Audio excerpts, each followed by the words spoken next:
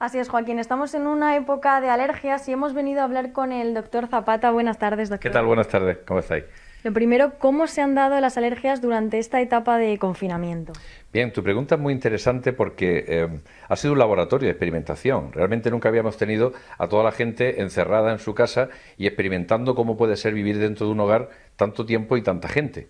Y efectivamente, durante el confinamiento se han dado unas condiciones especiales donde toda la familia ha estado en el domicilio y ha hecho que los alergenos de interior, como son los ácaros del polvo o los que tienen epitelios de perros o de gatos, hayan estado especialmente expuestos.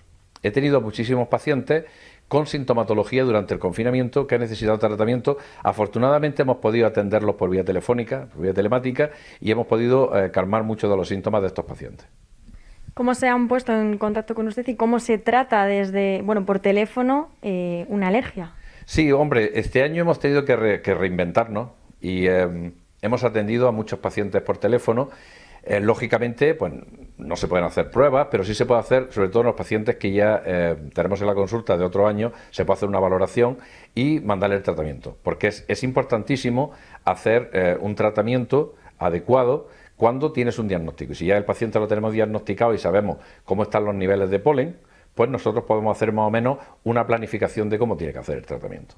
¿Cómo son los síntomas? ¿Cómo podemos saber nosotros si tenemos una alergia o no? Bien, esto me lo han preguntado mucho durante esta época porque como el coronavirus está produciendo una sintomatología a veces muy parecida, como puede ser la pérdida de olfato, de gusto o alguna sintomatología catarral, pero realmente para nosotros es bastante sencillo. O sea, la alergia nunca da fiebre, ni nunca produce quebrantamiento en el cuerpo, ni síntomas de este tipo. Por tanto, quiere decir que un paciente que tiene alergia normalmente tiene picor de ojos, picor de nariz, estornudo, y coincidiendo con una época determinada. Por ejemplo, este año hemos tenido unas características muy curiosas en cuanto a la polinización, y es que se ha producido un pico a principios de mayo, cosa que casi siempre se produce en la última semana de mayo. Por tanto, al producirse la primera semana de mayo, los pacientes han estado expuestos durante todo el mes de mayo a la polinización. No solamente de olivos, sino de gramíneas y de la mayor parte de los alergenos han estado en esa época. Por tanto, este año hemos tenido un año especialmente importante en la producción de sintomatología.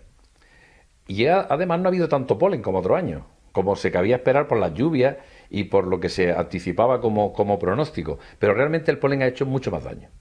Hablábamos de coronavirus, el tema de las mascarillas, ahora tenemos que ir con ellas puestas. ¿Producen alergias? Bien, el tema de las mascarillas es un tema muy controvertido, donde también hemos tenido la oportunidad de hablar mucho de ellas.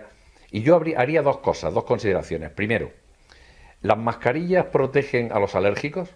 Esto es una pregunta muy interesante. Pues sí, pero no las mascarillas higiénicas ni las mascarillas quirúrgicas, porque filtran el polen y te llega perfectamente. Solamente las que caracterizamos como FFP, que son la 1, la 2, la 3, esas sí pueden hacer que se filtre el polen y no le llegue al paciente, ¿verdad? Y después hay otro tema muy importante con respecto a las mascarillas, y es que hay pacientes que pueden estar eximidos de llevar las mascarillas porque presenten alguna enfermedad de tipo respiratorio que pueda agravarse por la utilización de mascarillas.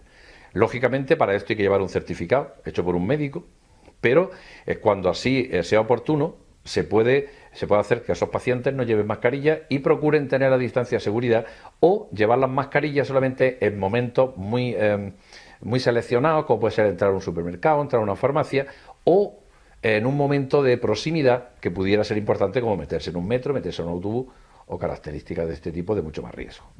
¿Hay personas que tengan más riesgo de tener una alergia que otras? Bueno, esa es una pregunta que daría para una tesis doctoral, ¿verdad? Y efectivamente la respuesta es que sí. Esto es una enfermedad genética que se transmite. Por tanto, hay muchas personas que se sabe que van a tener alergia aún antes de nacer.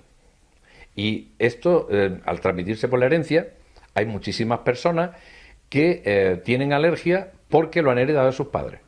Si el padre y la madre son alérgicos, la posibilidad será mucho más alta y después también influye mucho nuestras condiciones de vida. Las condiciones de vida en las que vive el hombre occidental han procurado de que nuestro sistema inmunológico haga que toda esa genética que tenemos puesta por la alergia pues se precipite mucho más que en otros países donde las condiciones de vida no son digamos, como las nuestras, donde hay menos contaminación, donde hay menos productos para que nos podamos tener alergia a ellos. Por tanto, la respuesta categóricamente que sí, que influye mucho la genética. Doctor, ¿y algún consejo para saber qué hacer cuando notemos algún síntoma de alergia? Pues mira, el consejo fundamental es que si tenemos un buen diagnóstico, ya tenemos la mitad del camino recorrido. Por tanto, un buen diagnóstico de alergia es una salvaguarda para llevar bien la enfermedad. Y después, lógicamente, como la alergia, se tiene alergia a algo, no es una alergia general, pues cuando uno tiene alergia a algo, lo que hay que hacer es tratarla de una forma personalizada y con tratamientos que van a la causa. En este caso, nosotros tenemos vacunas alergénicas. Y me gustaría comentar que este año nuestros pacientes con olivo o con gramíneas, que están vacunados y bien diagnosticados, han tenido muchísimo menos síntomas que la población general o la población que ha venido de nuevo a nuestras consultas. Pues muchísimas gracias, doctor. Encantado, como siempre. Joaquín, pues estas son las palabras del doctor Zapata, los consejos que nos ha dado y el uso de las mascarillas o no.